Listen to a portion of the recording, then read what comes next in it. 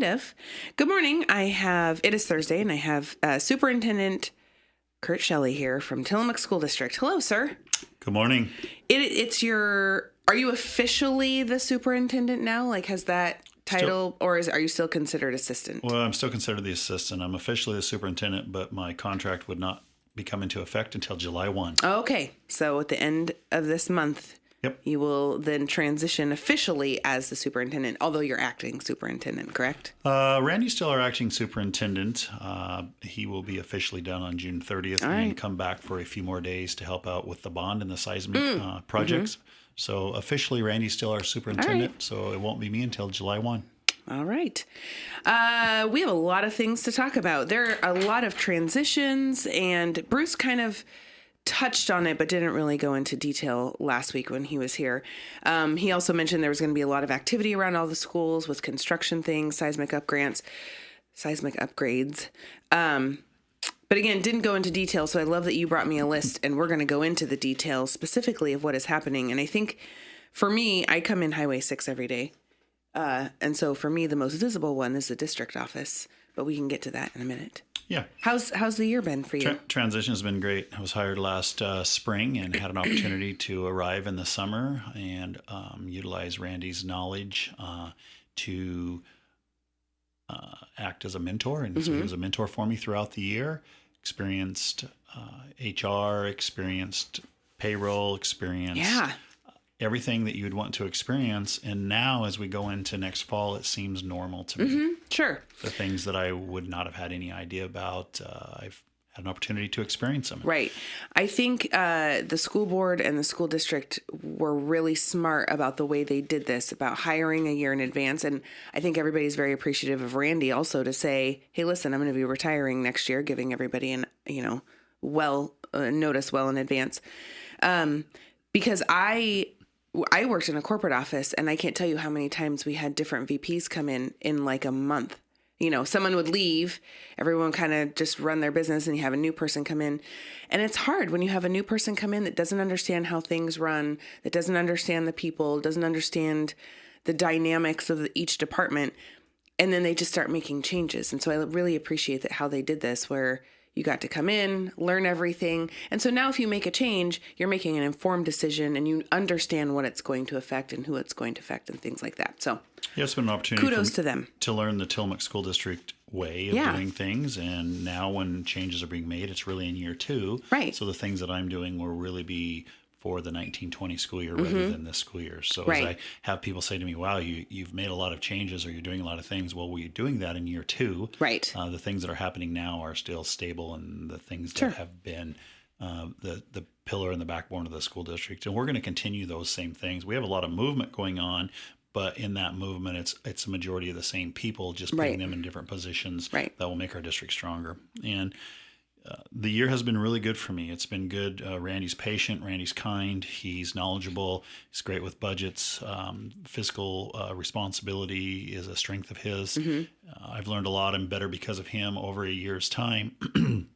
This model works well if people are willing to let it work well. Sure. Meaning that a new superintendent coming in needs to make sure that they don't have to be the alpha male or the one that's responsible for what's going on, and that they can learn. And I think Randy's turned things over to me to start out with slowly but more progressively lately. And it like I said earlier, it feels normal right now. It feels normal for staff and for students. And I'm becoming the face and not replacing Randy. Randy's not replaceable. His knowledge is not replaceable.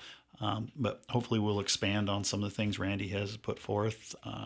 Our trauma-informed care is really top-notch and leading the state, and we'll continue to expand on that.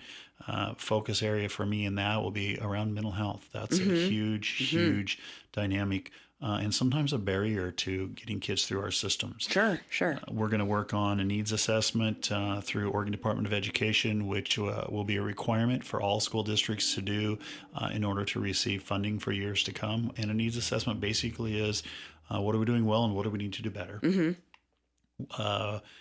Putting together a safety plan, more of a reunification plan. God forbid we ever have a tsunami, an earthquake, or something internally with the school that we need a reunification plan. So we're working on that. And that's to, how do you get the kids to their parents, or how do the parents know where their kids are, kind of thing, right? Yeah. Or what if we need to be in a school for a week? Because we can't get them to their parents, or because bridges are not accessible or usable.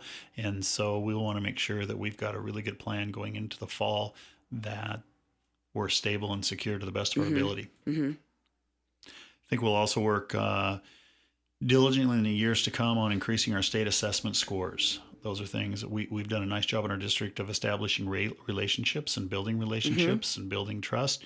And that's the foundation. And now we need to go to the next level and become competitive statewide with our state assessments. So we're working at that. And we did preliminary scores this year are showing that is increasing. That's great.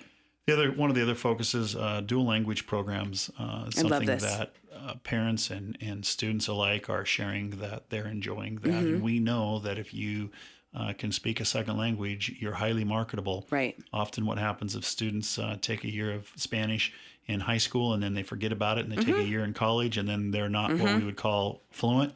Right. We're hoping with dual language programs starting at Liberty and carrying on to South Prairie, and we hope evolving to East, that these students will become fluent in English and Spanish and become highly marketable. That program is obviously contingent upon staffing, so it's difficult to find that. Right. And this year, did that start last year? No, 2 years ago? 2 years ago. Yeah, because there's a second grade class, right? Correct. Right now, at that first class that went through is now in the second grade and graduating into the third grade, or moving into the third grade next year. Yep.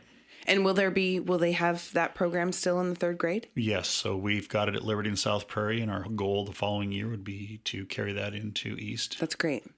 Yeah, I mean, those kids at that, and I think kids have to request to be in that program. Is that right? Yes. Yeah. Their brains are already in the language learning mode. I mean, we're already teaching them English and how to spell and how to write and how to read. And so it's already there if you can give them access to another language, which is Spanish in this case. It's just so much easier for them to learn. I mean, I'm one of those. I took 2 years of Spanish in high school, and I speak very little Spanish. I know how to say un poquito. Yeah. One of the critical components of learning is being able to cross the midline from right brain to left brain. And at a younger age, it's easier to do that. Yeah. We call it riding a bike. If you try to do that when you're 25, it's much more difficult. Swinging golf clubs, things that kids learn how to do and become natural at it. And if you try to pick that up and do it at an adult age, it's extremely difficult. Yep. And language is one of those things that students can learn relatively easier at a younger age. That's awesome. Then we want to also, as we talked the dual language program, it's important that we continue to make a focus in our district of recruiting staff and retention of good quality staff members as well. Yeah. And so that's going to be a focus area for us in years to come. Part of that segue into recruiting staff is, next year. Let's talk about some changes. We're excited. We have hired Christy Hartford as the Tillamook High School principal. She is out of Denver, Colorado, Rangeview High School. She's been an assistant principal there. She has roots in Tillamook, as the Hartford family is from Tillamook. So she has... I was going to say, I think her husband's family is from here. Her husband's family's here, so she's got in-laws and brother-in-laws, and she said she's excited to move back to her husband's home and let her raise her kids here in Tillamook. Yeah. And then our assistant principal, Jesse Johnson, will be at the high school. He's currently our principal at Wilson River. We've also hired and expanded into a new position, a dean athletic director, and that will be Lonnie Eggert, who grew up in Tillamook, taught and coached in Tillamook. Most recently was our dean of students at East. Yep. And he will be now dean of students athletic director at the high school. We will be moving Jerry Dorland from Trask over to Wilson River Alt-Ed School. The junior high will stay the same. Melissa Radcliffe will continue to be our principal there. Our East principal will be David Miller. This is the end of his first year. He's been a great addition to our community and has done some really nice things growing East and enhancing the relationships amongst teachers and teachers to staff and parents. And I think we're in a really good spot at East. South Prairie will stay the same. Karen Tennell will be our principal at South Prairie. This is her 5th year as a principal there. Liberty, we have a new principal at Liberty, Rachel Williamson, who has been in OSS at the district office, and this will be her first admin job. So she was able to get the job there as the principal, and we're excited for her. Trask will be Greg English. He's our current principal at Tillamook High School, and he's going to go to Trask. Yeah. So we've got some district office employees that have a little bit of movement there. Our grant writer, communication specialist, and foundation director is Jennifer Garcello. Because Bruce is retiring. Bruce is leaving us. Yeah. But we are going to hold Bruce just a little bit next year. He's going to do a little bit of mentoring, and we're going to bring him back for a few days next year. So we might he said we'll still see him around. Yes, we will. And then our curriculum, instructional, and assessment person will be Katie Moore. She's currently in OSS, but she has her administrative license, and she's going to be running that. And we hired Jill Ingram as our special ed director. So we're excited for her. She was currently our assistant principal at Tillamook High School, and she is now our sped director and has been transferring into that position over the last 3 months. I love that. I think the majority of these changes, except for maybe Christy, and you didn't mention the dean of students at East, Susie. Oh, yep. We have a dean of students at East, and I'm sorry, Susie Mahana will be our dean of students at East. She'll be replacing Lonnie Eggert. And is she new to the district? She's not. She's been in the district several years. She's a current math teacher at the junior high. I love that. It's a good fit there. All of these changes, except for one, are all internal, just kind of shifting around and seeing if things work better or, better positions, or like Bruce is leaving. And so...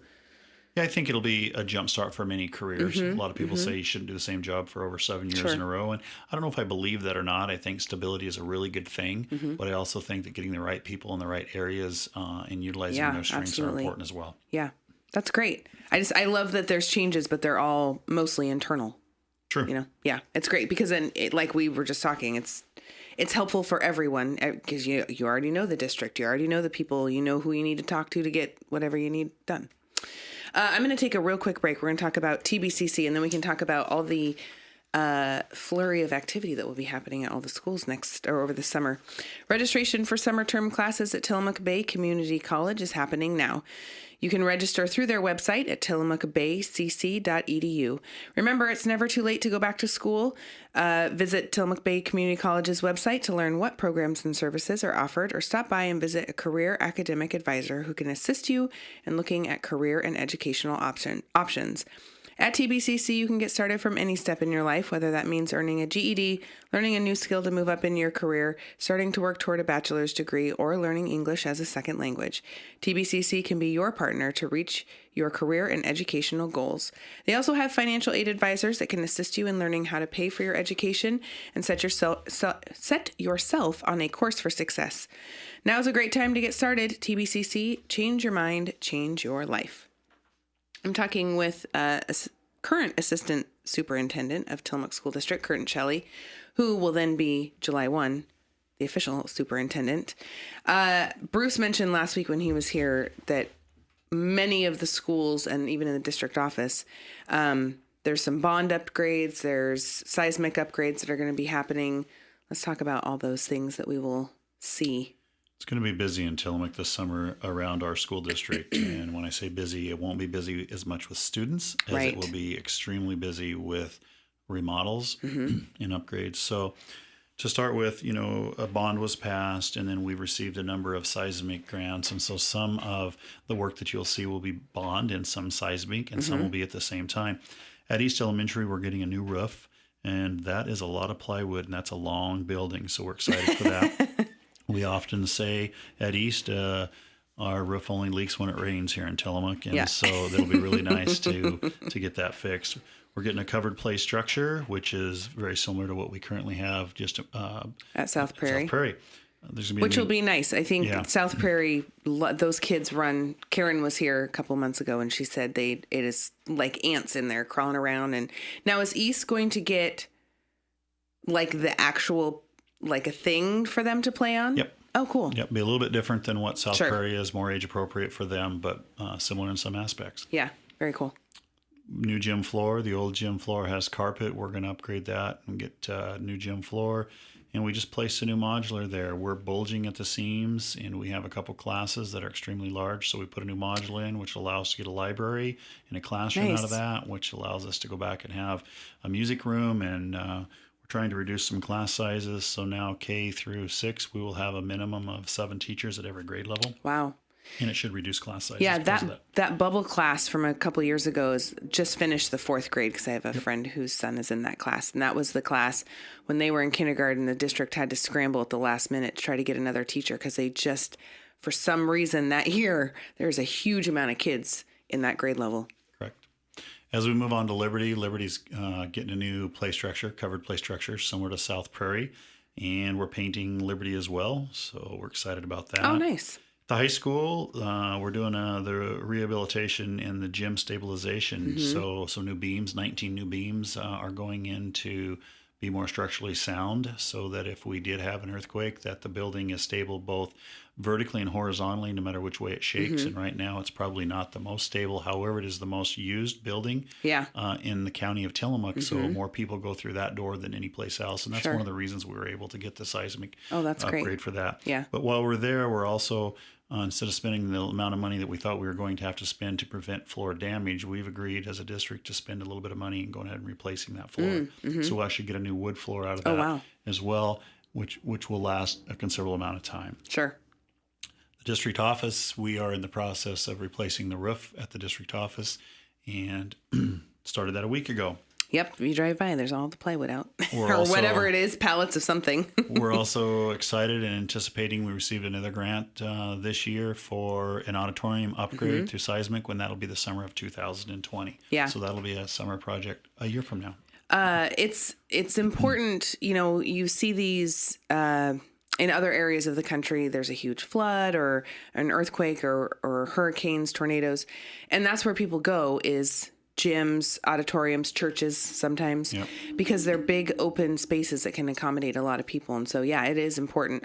The Liberty School, I think, got a seismic upgrade 2 years ago. They did. That gym's really nice, and you can see a lot of improvements, and the stability of that is really nice to know that gyms are a place that you can go to for safety, not a place to go away from because the beams are falling. Right, yeah. We've got some summer projects going on that are non-contractual projects that we're doing with our maintenance crew. We're doing some water sewer replacements at the high school. We're doing restroom restorations at the high school. At the junior high, we're doing some locker room remodeling. Oh, nice. And some window repairs. At East, again, we're moving that carpet out of what we call the old gym, not the extended gym to the east, but the old one right across from the office. So you're taking the carpet out and putting in a hardwood, like a normal gym floor. Yep. Gotcha. So, it'll be another gym, and we need another gym. With the number of students that we have at East, we just can't fulfill PE requirements and the needs for after-school programs with one gym. Yeah. We're bulging with that. So that'll be really nice. At South Prairie, we're resurfacing the gym floor as well. And at Wilson, we have a number of things going on. We're replacing a portion of the roof. We have next year, we're going to move one of our preschool classrooms from Liberty to allow for another 7 teachers or a 7th teacher for our kindergarten. So we're going to move one of our preschools over to the ESD. So we're working on the outside play structure there so that we have some things for them to play with there. And there's 2 gyms at Wilson. Some might only think that there's one, but there's actually 2 gyms in Wilson. So we're going to repair some of the gym floor and take it out of storage. It's right now used as a storage. So we'll be able to use our preschool kids and some of our younger pre-K kids going nice. into that gym. Yeah. And then we're also really excited. We're working at putting up an extremely nice greenhouse out in the garden area so that students can get more farming experiences and science experiences with a greenhouse. And Jerry Dorland's excited about leading us through that process. Well, I think I want to say that Trask River School has a greenhouse, right? Yep. Or they have raised garden beds or something. All the above. Yep. Yeah. Jerry has been instrumental in going down that path. He thinks it's great for kids, and I absolutely agree with him. Yeah. And it gives kids an opportunity to get involved in something that they might not otherwise get involved with. Right. And so we will be erecting a greenhouse this fall. That's great. Are they going to? I feel like the one at Trask, they donate the food, or they do. It goes They've somewhere? got a lot of different programs at Trask where they're going out, so that the kids are putting things together, and they put food baskets together, and that goes out to different community organizations. Yeah. Greg has some big shoes to fill over there at Trask, because Jerry, when he comes in, he's always got some project they're talking about. They did the raised garden beds. He did the tiny house, which, by the way, is sitting in, is it still in the district office parking lot, or did it get moved? It got sold. Oh, it got sold? Got sold, yeah. That's awesome. So it went out to a patron in the community that's going to use it. I don't think we're going to build another one, although I wouldn't say that's out of the realm. But Jerry was very instrumental with Jim Cox building that out at Trask. But yeah, Jerry's done some nice jobs. To start with, he built a school at Trask. There wasn't a school when he got there, so he was instrumental in building the school. I had no idea. And the greenhouses. And Jerry's a doer. He was raised on a family farm, and so he loves the farming and the building aspects. And so we're gonna carry that on to Wilson. If you drove by the district office at all and you saw that, and there was a sign out there that said built by students or something like that. That was built out at the Trask River School out the Youth Authority. Did they also make a boat? They did. They built a canoe, and they donated that to the foundation. And the foundation is utilizing the agriculture program and FFA program to facilitate some funds for them for fundraising. And so it was really nice that they were willing to do that. Products are, the end process of the product is really cool with what Trask has been able to produce out there, and take pride in that. And they're both quality things. Yeah. And the experience that the kids get out of that too. I mean, have a sense of pride to know, just as an example for the house, they built that. So now they have some skills under their belt that once they hopefully are released, that they can use. But also to know that someone wanted it and someone bought it, and that's like an actual viable thing that they could do and create and make a living from. I think what Jerry's really good at is understanding that often businesses want a student that can go to work for them, and he wants to give them a skill set that they can measure, and that they can do ratios and math and real life situations and run a table saw and a skill saw and understand what a square is. And I think Jerry's really instrumental in understanding and giving kids opportunities that will prepare them for the next level, whatever that may be. If it's not college and it's the workforce, Jerry's good at that. Right. And those trades are dwindling. I mean, those are very highly sought after employees because those trade skills are dwindling. I'm excited to see what he'll do over at Wilson. I mean, obviously, he's already starting the greenhouse.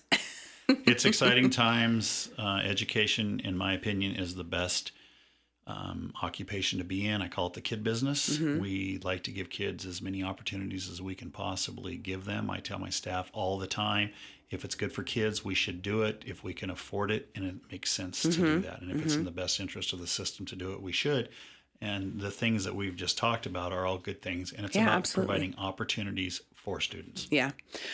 You had some opportunities this year to kind of meet with parents, and you had some open house things. I assume that once you're in it full swing, you're probably not going to have time to do that. Are you going to try to do some things? Yeah, I'll still meet with parents. I'll have some open community forums where parents have a chance to come and visit with me. And I also met with all of our staff this year. I had an opportunity to sit down in 15-minute slots and let staff, I went out to their schools.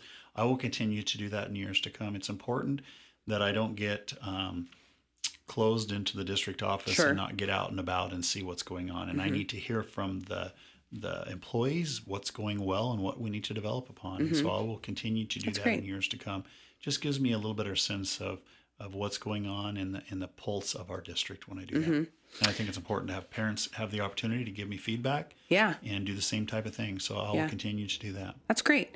I can't remember if it was Bruce or if it was Eva from the school board that came in, but they said that you actually called people and invited them to come chat with you, parents. I have. And that they were like the parents, what? You're calling me just to invite me to come in and chat? Nobody's in trouble or anything like that? But I love that. I like that you reached out. I think communication is one of the keys to success, not only in my position, but any position anywhere, but specifically in the school district. And we can do better. Specifically, we just hired Jennifer Garcello to replace Bruce, and one of her job titles is a communication specialist. Yeah, and we want to do a better job of communicating with our parents, all groups of our parents. And the way to do that is to get them to come in and visit with us to know what's going on. Sure. Yeah, it's really easy to get an email and just hit delete or ignore a voicemail, or, your kid brings home a piece of paper. You get a personal invitation, or you know that there is some time open, because I know the school board has also did the coffee and conversations this year, which I don't know how well attended it was. I think it's a fabulous idea, but I don't know how well it went. I don't know that you would judge numbers by how well it went, but I do know that giving people an opportunity and opening up that invitation is as important as anything. Absolutely. So at least that option is there if they want it. Right. Because going to a school board meeting to have a conversation with the school board is probably not the best place to do it. You can't really, the time doesn't allow for that. So yeah, I like that they opened themselves up as well. Hey, we're just about out of time. Is there anything else you want to mention? No, it's great to be here. It's been a great year for me, a good family move. My wife and I and children are extremely happy.